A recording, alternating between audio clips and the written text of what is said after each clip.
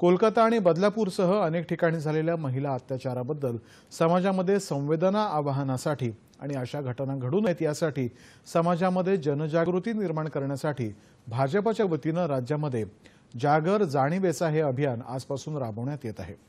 अमरावतीमध्ये डॉक्टर बाबासाहेब आंबेडकर स्मारकाजवळ बाबासाहेबांच्या पुतळ्याला पुष्प अर्पण करून भाजपाचे प्रदेशाध्यक्ष चंद्रशेखर बावनकुळे यांच्या नेतृत्वाखाली जाणीव जागर करण्यात आला। महाविकास आघाडीच्या नेत्यांनी अशा दुर्दैवी घटनांचं राजकारण करू नये असं आवाहन बावनकुळे यांनी यावेळी केलं। बदलापूरची घटना अत्यंत दुर्दैवी आहे, समाज मन दुखवणारी आहे। संपूर्ण महाराष्ट्राची जनता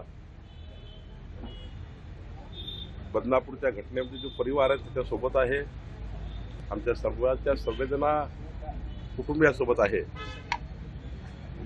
आणि महाराष्ट्रात अशा घटना होऊ नये याकरता भारतीय जनता पक्षाने महाराष्ट्रभर जागर जाणीवेचा आणि यातून संपूर्ण समाजामध्ये जनजागृती करून अशा घटना होऊ नये याकरता महाराष्ट्राला संपूर्ण सोबत घेतलं पाहिजे अशी भूमिका आमची आहे। मला वाटतं हा विषय राजकारणाचा होऊ शकत नाही, अत्यंत संवेदनशील विषय आहे।